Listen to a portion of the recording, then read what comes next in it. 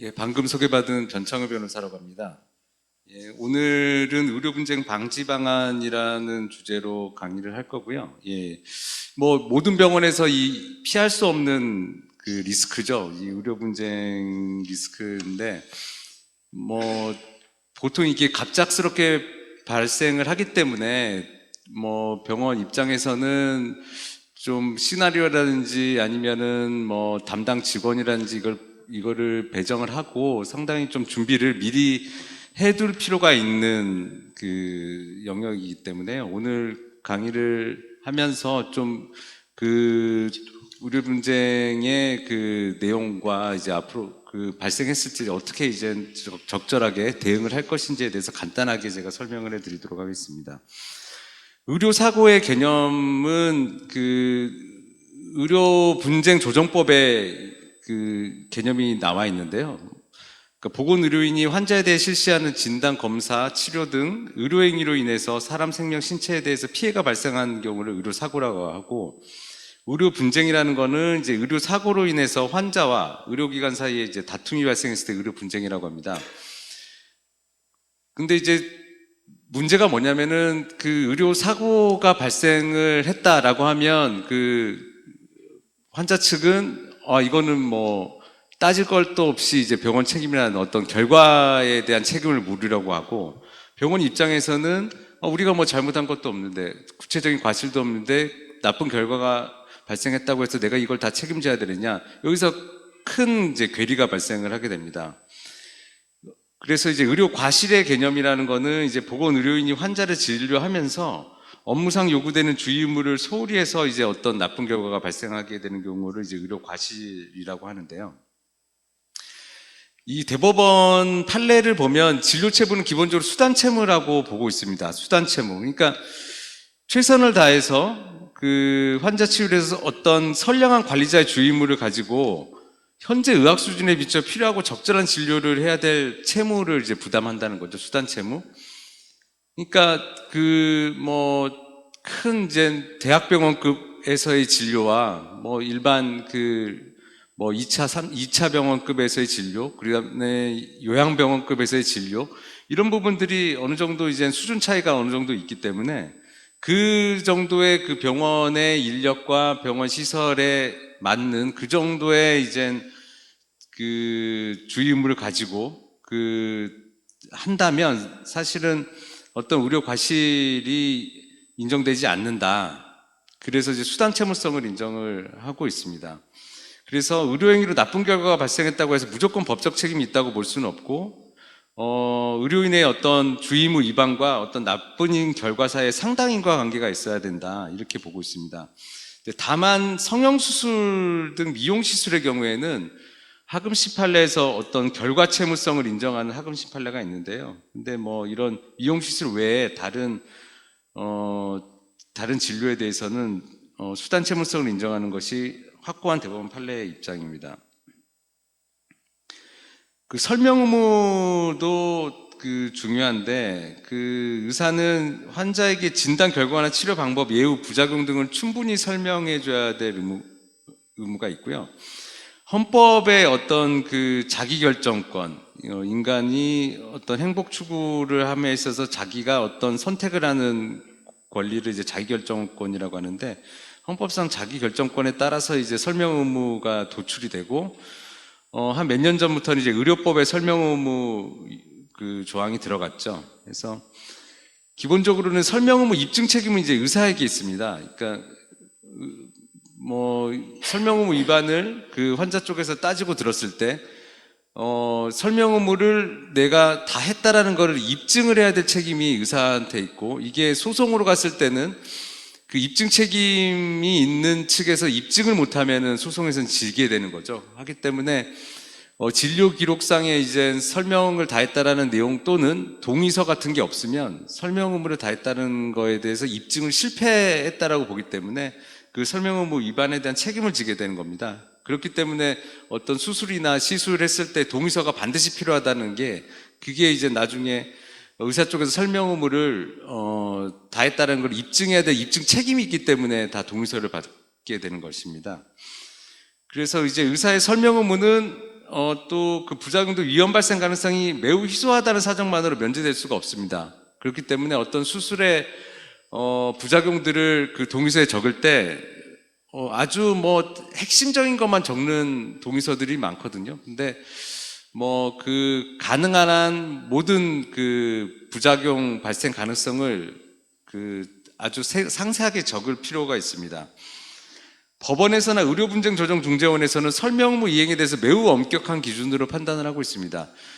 그러니까 뭐 제가 이제 뭐 의료중재원에서 이제 비상임 감정위원으로 지금 6, 7년째 활동을 하고 있는데 그런 어떤 진료상의 어떤 그 시술상 또는 뭐 그 경과관찰상 주의 하여튼 뭐 시술과 관련된 그 과실이 인정되는 사안은 한 아주 명확하게 보이는 사안은 한 10건 중에 한 건도 될까 말까 해요. 하지만은 보통 이제 설명 의무 관련해 가지고는 그 아까 말씀드렸다시피 이제 입증 책임이 의사에게 있고 그 진료 기록이라든지 동의서가 미비한 경우가 많기 때문에 시술상의 과실을 인정을 안 한다 하더라도 이제 설명 의무 위반 부분에 대한 책임을 물어서 일부 위자료 내지는 위로금을 지급하도록 조정이 많이 이루어지고 있습니다. 그렇기 때문에 의료 분쟁에서 나중에 이제 뭐 그 배상 책임에 있어서 완벽하게 면책을 받으려면 이 설명 의무 부분이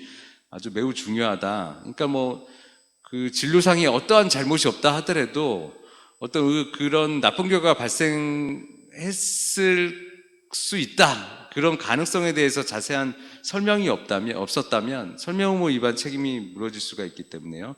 그렇기 때문에 최대한 상세히 설명하고 부동문자 동의서에 서명 날인만 박는 방식은 지양될 필요가 있습니다. 요즘에는 그 동의서에 이제 부동문자로 된 동의서, 그러니까 그냥 미리 타이핑 쳐놓은 동의서에 그냥 날인만 있는 동의서 자체만으로도 상당히 이게 좀 설명이 부실한 거 아니냐 뭐 이런 입장을 취하는 경우가 많이 있습니다. 법원이나 중재원에서요. 그렇기 때문에 동의서에서 중요한 내용은 자필로 밑줄을 표시하거나 첨삭하거나 수술이면은 수술 방법을 뭐 이렇게 그림으로 기재를 하거나 그래서 입체적인 방법으로 설명을 하는 것이 바람직합니다. 그런 식으로 입체적으로 설명이 돼 있을 때는 설명이 충실하게 이루어졌구나 이런 식으로 보통 그 느낌을 받기 때문에요. 그러니까 동의서에 날인만 받았다 그래서 안심하시면 안 되고 그 좀 입체적인 방법으로 그 설명하는 것이 필요하다 하겠습니다.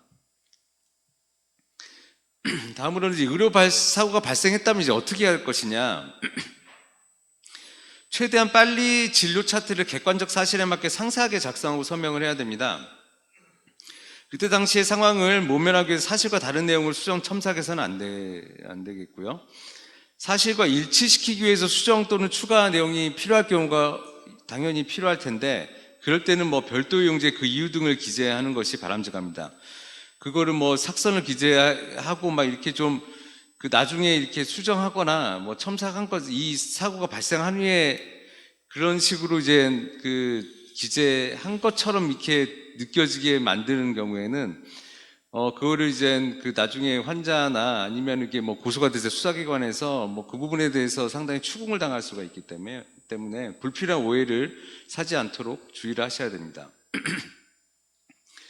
그리고 의료행위의 직접적 당사자, 그러니까 그거를 시술한 주치 또는 이제 개설자 등 책임자가 직접 환자 측과 면담 등 소통을 하는 것이 바람직합니다.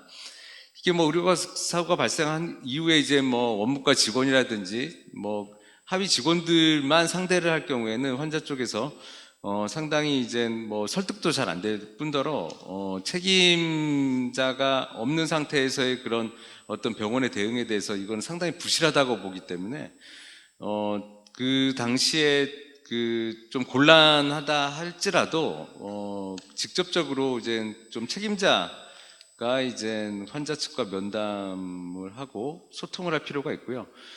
근데 다만 이제 요즘에는 환자 쪽에서 거의 99% 다 그 대화를 녹음한다고 보셔야 됩니다. 녹음한다고 봐야 되기 때문에 불필요하게 아주 그 뭐 의료과실도 병원이 파악했을 때 없는 것 같은데 불필요하게 아주 너무 저자세로 나가서 그 사과를 한다거나 뭐 그런 건 좀 피하실 필요가 있습니다. 그리고 의료과실이 개입된 사고인지 빠르게 검토가 필요합니다. 그러니까 통상의 의사 또는 평균적인 의사가 당시 의학상 일반적으로 인정된 지식과 기술 기준으로 객관적으로 판단을 해볼 필요가 있습니다. 뭐 주변 의사라든지 동료 의사라든지 뭐 그 자기가 알고 있는 법률 전문가든지 변호사라든지 해서 그 여러 의견을 들어보셔야 됩니다. 그러니까 병원 내에서만 이렇게 판단하지 마시고 여러 의견을 들어보셔서 아 이게 그 어느 정도 뭐 좀 그 병원의 대처에 문제가 좀 있었다라고 이제 할 것인지 말 것인지에 대한 어떤 그 기준을 설정하고 환자들하고 대화를 해야 되기 때문에 일단은 의료 사고가 이제 그 발생했다라고 하면 이 부분에 대한 어떤 객관적인 의료 과실이 개입된 건지 과연 여기에 대한 어떤 판단이 빠르게 필요하다고 생각이 됩니다. 그리고 그렇게 이제 어떤 판단을 했을 때 의료 과실이 개입되지 않았다고 판단을 어느 정도 1차적으로 했을 때는 만약에 사망 사고의 경우에는 유족 또는 수사기관에 이제 부검을 요청할 필요도 있습니다. 보통 이제 의료 과실로 그러니까 의료 사고로 사망했을 경우에 부검까지 안 이루어지는 경우가 상당히 많거든요. 많은데 만약에 이제 부검에 대해서 이제 병원 측의 입장도 물어보는 경우가 있는데 만약에 이제 의료 과실이 이건 뭐 전혀 이제 뭐 없다라고 판단이 들면 그 부검을 오히려 적극적으로 요청할 필요도 있습니다. 그리고 도의적인 유감을 표현하는 것을 넘어선 과한 사과는 자제하는 것이 바람직합니다. 이게 좀 사과를 아주 성실하게 하면은 상대방이 뭐 거기에 대해서 이제 수긍을 하거나 병원이 아주 이런 사고가 있은 다음에도 아주 성실하게 대응을 하구나 이렇게 생각을 하는 게 아니라 좀 과한 사과를 하면 뭔가 이제 문제가 있었구나 라고 생각하는 경우가 거의 99%이기 때문에 너무 과한 사과는 오히려 바람직하지 않습니다. 왜냐하면 그런 아까도 말씀드렸듯이 다 이제 녹음을 하기 때문에 그런 거를 오히려 이제 책임을 인정하는 걸로 이제 생각하는 경우가 많습니다. 설득이 안 되는 경우에는 의료분쟁조정중재원에 조정 신청을 하는 것도 상당히 적절하고요. 의료분쟁조정중재원에 이제 조정 신청을 해서 이제 가장 이제 그래도 법원에서 소송을 하는 경우보다는 뭐 한 3개월에서 4개월 정도 내에 어떤 결론이 내려지기 때문에 어떤 빠른 결과가 나올 수가 있고 그리고 설득이 안 되는 경우에 어떤 설득을 대신해 주는 역할도 왜냐하면 이제 중재원에서도 이제 이 사건에 대해서 이제 판단을 하는데 전혀 이제 의료 과실이 없는 의료 사고다라고 판단을 하면 어떤 조정 과정에서 그러니까 환자 측에 이거는 좀 약간 오해가 있는 부분에 대해서는 오히려 이제 설득을 해줄 수 있기 때문에 조정 신청하는 것도 상당히 적절한 선택이 될 수가 있습니다. 그리고 환자의 관계상 상황에 따라서 진료비 면제 또는 의료 과실이 없었다 하더라도 뭐 위로금 지급으로 마무리하는 경우가 있는데요. 그런 경우에는 합의서를 반드시 작성을 해야 되고 합의서 작성은 반드시 법률 전문가의 도움을 받고 쓰셔야 됩니다. 그냥 뭐 인터넷 써돌아다니는 합의서 양식이라든지 이렇게 하고 합의서를 쓰시는 경우가 있는데 근데 그거는 나중에 이제 법적 효력이 없는 문구가 좀 들어가는 경우가 있기 때문에 합의서는 반드시 법률 전문가의 도움을 받으시는 게 좋습니다. 의료 과실이 만약에 이제 어느 정도 개입됐다고 판단이 되는 경우가 있을 수가 있습니다. 그러면 의료배상 책임보험이 가입되어 있으시면 의료배상 책임보험이나 무역공제에 가입되어 있을 수도 있는데 이런 경우에는 보험 접수에서 1차적으로 보험 처리를 통한 해결 모색이 필요하고요. 그리고 보험사 또는 법률 전문가, 손해배상사 등을 통해서 손해배상 예정 금액을 어느 정도 산정을 해봐야 됩니다.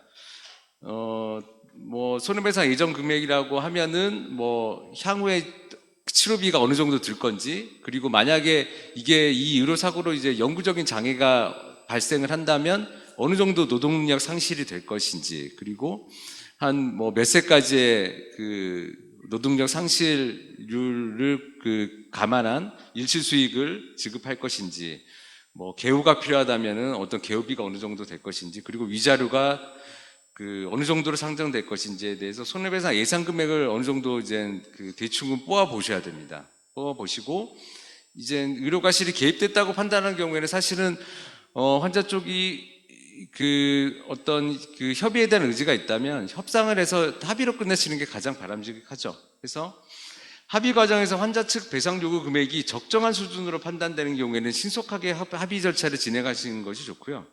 진행하신 후에 이제 최종적으로 합의금이 정해지면 합의서를 작성해야 되고, 아까 말씀드렸다시피 합의서 작성 시에는 반드시 법률 전문가의 도움이 필요합니다. 환자 측 요구사항이 손해배상 예상 금액을 과하게 초과해서 요구해 올 경우에는 당연히 합의가 힘들게 되는 거고, 그렇게 되면은 결국에는 그런 어떤 법적 도움을 받을 수밖에 없습니다. 그래서 더 이상의 협의를 중단하시는 것이 바람직하고요. 괜히 희망 고문하실 필요가 없이 우리 쪽은 병원 쪽은 한 1, 2천 정도 생각하고 있는데 환자 쪽에서 1억 이상 요구를 했을 경우에, 이런 경우에는 너무 큰 차이가 나기 때문에 오히려 이제 그때는 단호하게 우리가 이 정도밖에는 계산이 안 나고, 우리도 보험사 내지는 이제 법률 전문가한테 물어봤는데 우리가 아무리 계산해봐도 우리는 1, 2천 이상 드릴 수가 없습니다라고 명확하게 얘기하시는 게 좋습니다. 괜히 시간을 끌어서 이렇게 협의를 계속 할 것처럼 하는 거 오히려 더 환자 쪽을 자극할 수가 있기 때문에, 그때는 단호하게 이제 협의를 중단하시고, 아까 말씀드렸다시피 의료분쟁조정중재원에는 병원 쪽에서도 먼저 신청을 할 수가 있습니다. 근데 소송도 병원 쪽에서 먼저 할 수가 있기 때문에 먼저 하거나 아니면은 조정 신청이나 소송 제기를 오히려 해서 그 결과에 따르겠다, 법적인 어떤 판단에 우리가 따르겠다라고 하면서 이제 그렇게 소송 제기나 이제 조정 신청을 권유하는 것도 적절하다고 볼 수가 있겠습니다. 예. 끝으로 이제 의료 분쟁 과정에서 발생할 수 있는 추가적인 쟁점들이 있을 수가 있는데요. 진료 기록 발급 문제가 있습니다. 그러니까 진료 기록을 발급했는지, 그리고 언제 발급했는지 명확하게 기록을 해야 됩니다. 그러니까 원무과에서 진료 기록을 이미 환자 쪽에서 요구해서 발급을 해줬는데 병원 쪽에서 모르고 있다가 또 추가적으로 또 보험사나 아니면 다른 친족이 와가지고 배우자가 와서 또 발급을 받는 경우가 있는데 그 진료 기록 자체가 다른 경우가 간혹 발생을 하거든요. 그렇기 때문에 그 진료 기록이 다른 경우에는 무조건 이건 진료 기록을 조작했다, 특히 위조 변조했다까지 주장하면서 강하게 이제 이의 제기를 받기 때문에 진료 기록을 발급을 해줬다면 그걸 명확하게 기록을 해줬고, 그 다음에 이제 그 다음에 발급하는 진료 기록이 그 전에 진료 기록과 동일한지 상이한지 확인을 하고 발급을 해줘야 됩니다. 만약에 상이하다고 하면 아까 말씀드렸다시피 추가적으로 이걸 수정한 이유들을 별도의 서류에다가 기재를 해서 발급을 해주든지 그렇게 해줘야지, 안 그러면 발급한 진료 기록의 내용이 다를 경우에 진료 기록 허위 작성 문제로 이제 확대될 가능성이 있기 때문에요.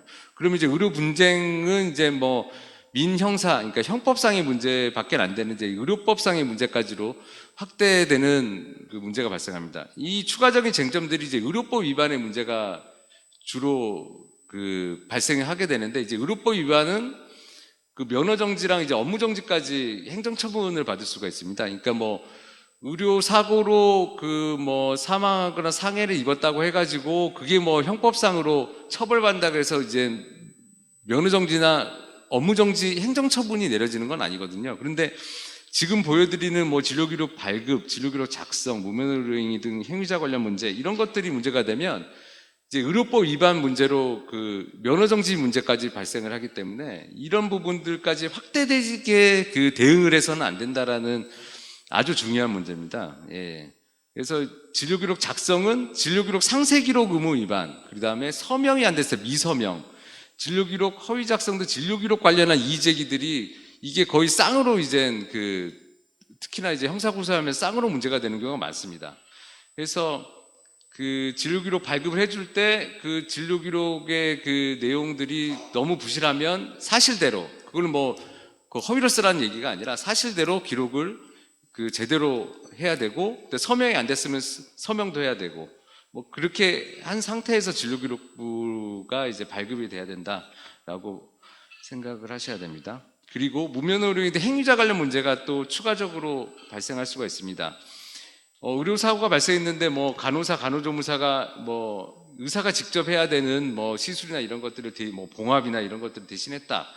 그리고 의료기사가 의사 등 의료인이 해야 하는 의료 행위를 했다. 특히나 무슨 응급구조사가 뭐 간호사의 역할을 했다. 뭐 이렇게 이젠 그 의료 사고 외에 이제 플러스 알파의 문제가 발생할 수가 있고, 이런 플러스 알파의 문제가 정말 이게 실제로 문제가 있다라고 하면은 이게 의료 과실로 인한 의료 사고가 아니라고 해도 사실 합의를 한 경우가 많이 있습니다. 왜냐하면 이런 약한 고리들을 환자 쪽에서 이의제기하면서 이제 합의를 요구를 하는 경우에 만약에 이런 게 문제가 되면은 뭐 의료법이나 무면허 의료행위 해서 형사처벌하고 이제 면허정지까지 뭐 3개월 이상까지 나올 수가 있기 때문에 이런 것까지 이제 환자 쪽에서 이제 이의제기해 들어올 경우에는 이게 뭐 합의하기에 적절하지 않는, 그러니까 의료 과실이 없음에도 불구하고 합의를 해야 되는 경우가 발생을 할 수가 있습니다. 그리고 개인정보 유출 관련해서는 환자인 가족에게 의료법상 발급 필요서를 받지 않고 의무기록을 발급해 주는 경우, 그리고 환자 측과 뭐 인터넷 등에서 막 이렇게 싸우는 경우도 있어요. 뭐 이렇게 해서 여기 인터넷에 이렇게 뭐 글을 막 의료 사고 발생해서 뭐 사람이 뭐 죽었다 하면서 막 이렇게 상당히 이제 병원을 아주 진료를 아주 부실하겠다 해서 좀 뭐 일방적으로 이제 환자 측에서 글을 올린 거에 대해서 병원 쪽에서 이제 막 댓글로 이제 환자에 대한 뭐 당시의 진료 상세한 내용이나 뭐 이런 것들을 막 이렇게 반박하는 경우가 있는데, 이런 경우에는 의료법상의 환자 비밀 누설이 문제가 되기 때문에 그렇게 절대 싸우시면 안 됩니다. 환자랑 인터넷이나 하여튼 공개된 공간에서 절대 환자의 어떤 진료 내용을 가지고 싸우시면 안 되는 거고요. 네. 그리고 환자의 업무방해 등으로 환자 측을 고소할 때, 환자가 이제 뭐 환자 측이 합의에 뭐 응하지 않는다고 해가지고 막 시위를 하거나 아니면 업무방해를 해서 뭐 환자 측을 고소하는 경우가 있어요. 그럴 때 의무기록이나 CCTV 영상자료 등을 수사기관에 임의로 제출하는 경우가 있는데, 그것도 바람직하지가 않습니다. 왜냐하면은 기본적으로 그것도 다 민감정보이기 때문에 수사기관에서 뭐 영장이라든지 뭐 이런 것들로 이제 요청한 후에 이제 제출해야 되는데, 특히나 이제 고소장에 막 그런 것들을 막 진료 차트들을 첨부해서 고소하는 경우가 있는데, 그건 아주 위험합니다. 그렇게 되면 요즘에 개인정보에 대해서 다들 이제 뭐 민감하고 주의를 하기 때문에 환자 측 그걸 알게 되면 오히려 역고소를 하는 경우가 있습니다. 그리고 끝으로 이제 환자 측의 명예훼손이나 업무방해 등 행위에 대해서 대응을 할 때는 이제 업무방해 금지 가처분, 명예훼손 고소 등을 뭐 이런 식으로 이제 확대되는 경우가 있는데, 뭐 1인 시위나 이제 뭐 특히나 뭐 사망사고의 경우에는 상복을 입고 막 이렇게 시위를 하는 경우가 있는데, 그런 경우에는 가처분 신청을 하는 게 좋습니다. 해서 보통은 이제 병원으로부터 한 100m 이내에서는 뭐 상복을 입거나 뭐 확성기를 가지고 이제 시위를 해서 안 된다, 이런 식 구체적으로 이제 가처분 결정 문구가 나옵니다. 그렇게 되면은 병원 부근에서 이제 아주 물리적인 시위를 하는 것은 뭐 어느 정도 방지를 할 수가 있기 때문에 막 그런 식으로 이제 병원 앞에서 시위가 아주 심각하게 이루어질 때는 이제 업무방해 금지 가처분 신청을 고려하는 게 아주 적절한 대처 방법이라고 볼 수가 있습니다. 끝으로 이제 마치며 하고 이제 한 5가지 정도 적었는데요. 의료 사고 발생 시 대응 매뉴얼 및 전담 조직을 일단은 마련해 놓으셔야 됩니다. 병원 하는 경우에는 무조건 이제 의료 분쟁은 한 번은 발생을 하기 때문에 그런 대응 매뉴얼과 전담 조직을 일단 뭐 마련하셔야 되고요. 그리고 환자 안전 및 의료사고 발생 시 대응 방안에 대한 정기적인 직원 교육이 필요하고, 그리고 진료 전후에 충실한 설명을 하셔야 되고, 설명 후에 동의서, 그리고 그런 설명에 대한 내용을 이제 진료 기록에 충실히 기재를 하셔야 됩니다. 그리고 진료 기록의 상세한 작성 자체가 어떻게 보면 의료사고, 의료 분쟁 방지 방안의 가장 핵심입니다. 의료사고의 무과실 입증을 위한 유일한 증거는 사실은 진료 기록이거든요. 그러니까 진료 기록을 상세하게 아주 잘 작성을 해 놓는다면 그게 가장 그 의료 분쟁 방지 방안의 가장 그 중요한 그 방안 중에 하나다라고 생각을 하셔야 됩니다. 그리고 사고 발생 후에 최대한 빠른 시간 내에 이 사건에 대한 객관적 과실 여부를 그 판단을 해야 되는 거고요. 거기에 대한 어떤 그 신속한 대처 이런 것들이 필요하다고 하겠습니다. 예, 이상 그 오늘 강의를 마치겠고요. 예, 예. 뭐 그 질문 사항 있으시면 예, 뭐 한두 개 정도 하시면은 답변해 드리도록 하겠습니다.